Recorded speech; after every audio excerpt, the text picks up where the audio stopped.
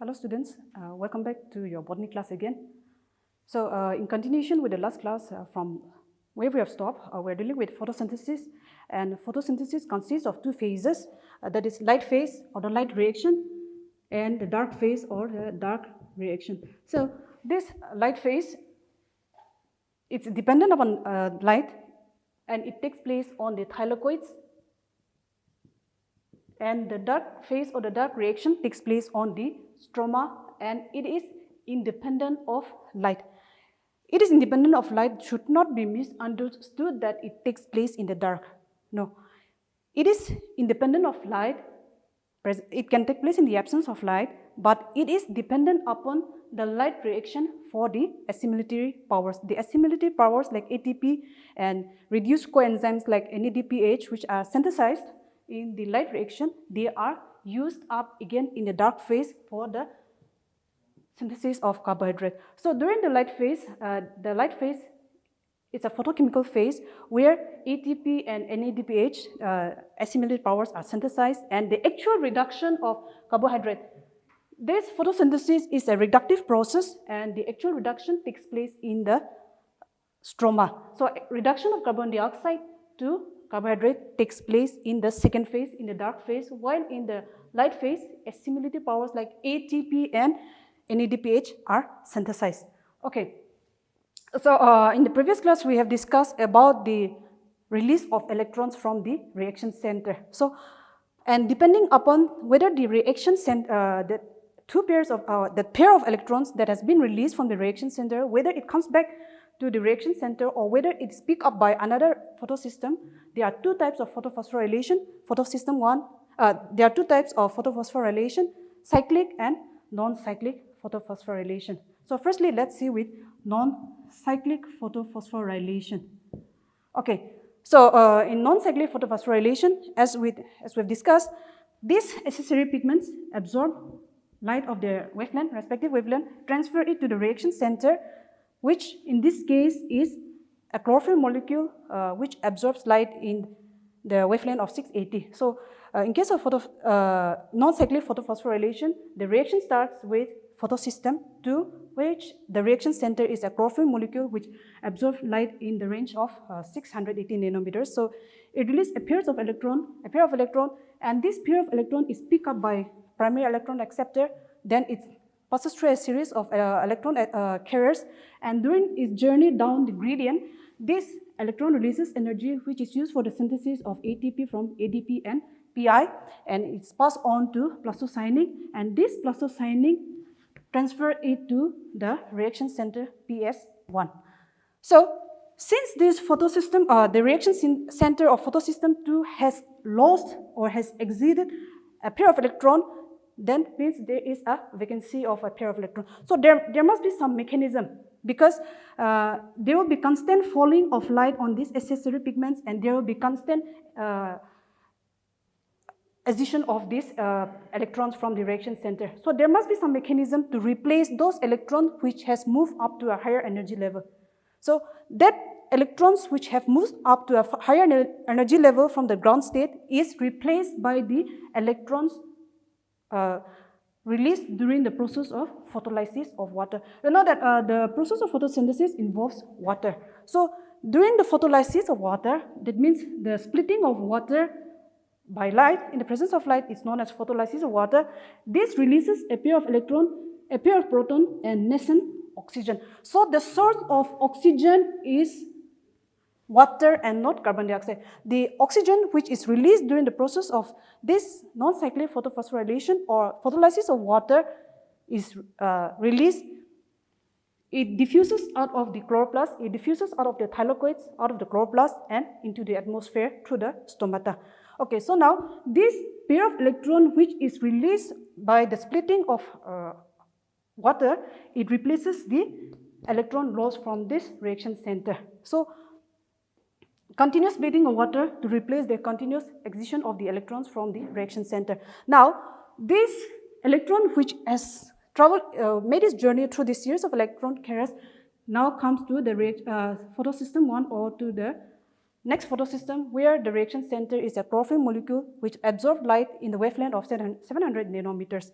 Same thing with this reaction center receiving sufficient amount of energy releases a pair of electrons, is picked up by primary electron acceptor, and then there's a vacancy of 2 electrons, so this fills up this vacancy. Okay, so now this electron is passed on to ferredoxin, electron carrier, and finally ferredoxin transfers the electron to this coenzyme, NADP. And now in this, NADP is reduced to NADPH. It's reduced to NADPH. So where does this reduction or proton comes from? This reduction, these protons which are released during photolysis of water goes on to reduce NADP into NADPH plus hydrogen ion. So this is how the reaction takes place in non-cyclic photophosphorylation. The electron released from this does not come back to the reaction center. Instead, it is received by another photosystem. And so during the course of its journey, there is, as the electron carriers pick up the electron, it is reduced, and as it is lost, as it passes the electron to another carrier, then at the time it gets oxidized again. So there is a alternation of reduction and oxidation reaction taking place as the electron flow from one carrier to another carrier. So in non-cyclic photophosphorylation, ATP and NADPH are synthesized along with oxygen, which combines with another neston oxygen to form oxygen. So ATP, oxygen, and NADPH are synthesized in the process of non-cyclic photophosphorylation. While in the second phase, or second type, cyclic, the electron which is lost from this reaction center, in cyclic photophosphorylation, it involves only one photosystem. In non-cyclic, it involves both photosystem 1 and photosystem 2, but in cyclic, it involves only photosystem 1, and so this electron loss pass it on to PQ, then cytochrome, then plasmocyanin, and then comes back to the reaction center, and in due course of its journey, ATP is synthesized from ADP and PI.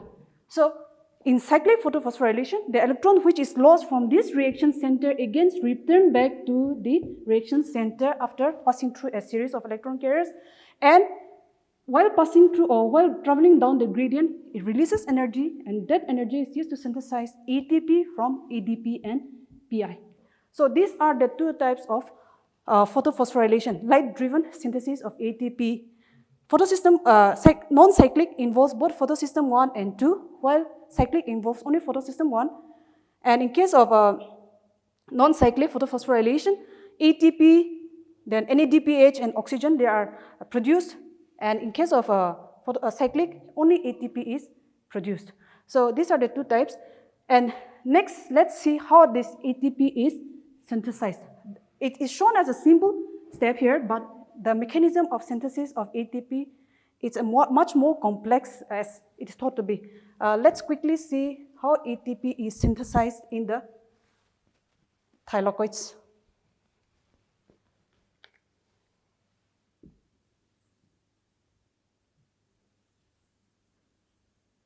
Okay, this synthesis of ATP at this step, or even in the non-cyclic.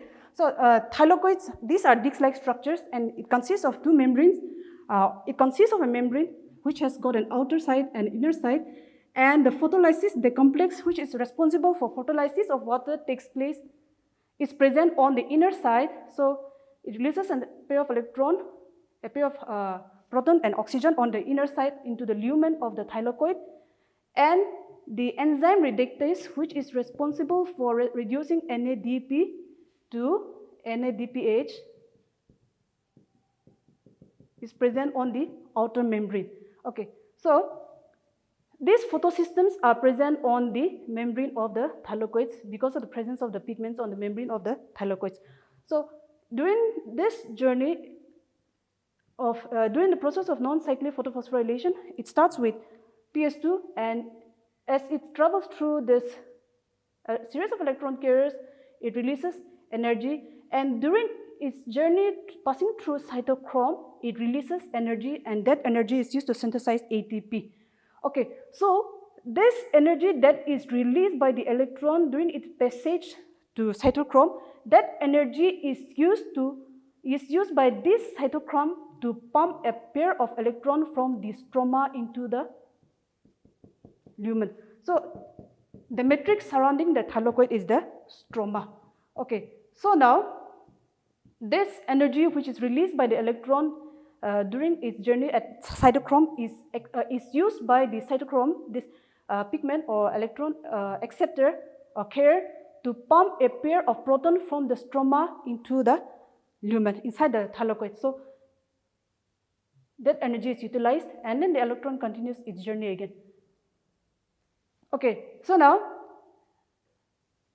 this photolysis of water also releases a pair of proton, then a pair of electron and oxygen. This oxygen is released into the lumen of thylakoid, where it combines with another next oxygen to form a molecule of water which diffuses out of the thylakoid, diffuses out of the chloroplast, and diffuses out of the cells through the stomata into the atmosphere, which we use it for respiration again.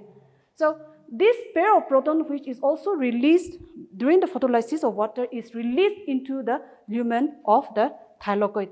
So now, with the proton pump from the stroma into the lumen and the photolysis of taking place on the inner membrane, it releases these hydrogen ions or the proton pair into the lumen, and as such, the concentration of hydrogen ions or the protons increases inside the lumen, while the concentration of proton outside the thylakoid, that is in the stroma, decreases. So there is a difference in the concentration of hydrogen ions or the protons in the stroma and lumen. So these protons, they try to come out of the thylakoid again. They try to come out of the thylakoid again, but they can do so only through special channels known as FO and F1 particles.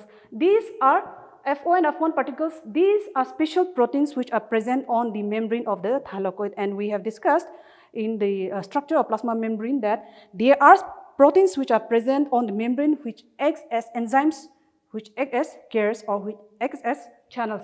So these FO and F1 are proteins which are present on the membrane of thylakoid, and they act as channels for these protons to move out of the thylakoid lumen into the stroma again. So now these protons, they are rich in energy, and they pass through first the FO particles. These FO particles, they are proteins, and they are intrinsic proteins. They are embedded in the membrane of the thylakoid membrane, and this thylakoid membrane or these FO particles, they help in the facilitated diffusion of these protons back into the stroma, and as they pass through this, there is another protein known as the F1, and these F1 are extrinsic proteins which protrudes out into the stroma. So these are special proteins which act as channels. So as they pass through this, they releases energy, and this F1 act as enzyme. This F1 particle act as enzyme, and it has a special enzyme known as ATPase. So as they pass through this F1 protein or F1 particle, they releases energy, these protons, and that energy is used by this enzyme. The energy released by this proton is used by the enzyme to synthesize ATP from ADP and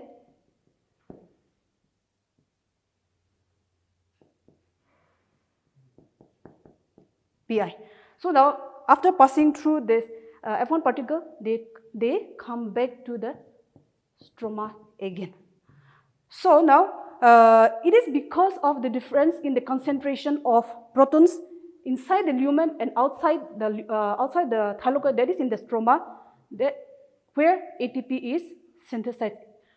Synthesis of ATP requires a gradient of hydrogen ions or the proton concentration. So as the protons move from higher concentration to lower concentration, they releases energy, and that energy is utilized by the enzyme ATPase to synthesize ATP from ADP and PI, releasing the protons back into the stroma again. Again, the same process is repeated again. So the electron releases energy at cytochrome, then again pumps in, then hydrogen, these protons try to move back again. Because of the difference in the concentration, again ATP is synthesized by the enzyme ATPase, which is present on the F1 particles. So this is how the currency of the cell ATP is synthesized on the outer membrane of the thylakoid, or and this is released back into the stroma to balance the concentration again. Okay, so ATP appears simple during its flow, but the actual synthesis takes place in this manner. So this is known as the chemiosmotic hypothesis of, or chemiosmotic reaction of synthesis of ATP. Okay, so this ATP and NADPH, and of course some of it goes on to reduce this coenzyme. So this ATP and NADPH plus oxygen which is released, they are the byproducts of non-cyclic photophosphorylation, while cyclic photophosphorylation involves only the synthesis of ATP. So these are called as assimilatory powers, NADPH and ATP. So these assimilatory powers, NADPH and ATP, they are used in the second phase of photosynthesis, that is in the dark phase or the dark reaction, to reduce carbon dioxide to carbohydrate.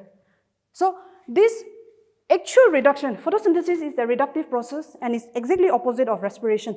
So its reduction of carbon dioxide to carbohydrate takes place in the second phase only, but it depends upon the product of the first phase, that is the light phase.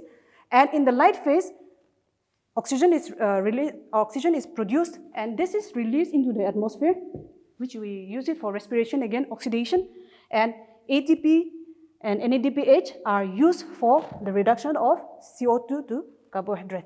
So the light phase consists of excitation of the electrons from the reaction center, then the passage of electron through the series of electron carriers, and then the picking up by the photosystem in case of non-cyclic, and then in case of cyclic, it returns back again. So this is how the electron passes, and this is how ATP is synthesized during the process of chemiosmotic hypothesis by the enzyme ATPase, which is present on the F1 protein present on the membrane of the thylakoids. And so synthesis of ATP requires a proton gradient, difference in the concentration of proton inside the lumen and in the stroma. So now the contents move out of the thylakoid, then into the stroma for the dark reaction to take place. So this is how light reaction takes place, resulting in the formation of ATP, oxygen, and NADPH, which will be utilized in the dark reaction again. So with this, I wound up the light reaction of photosynthesis.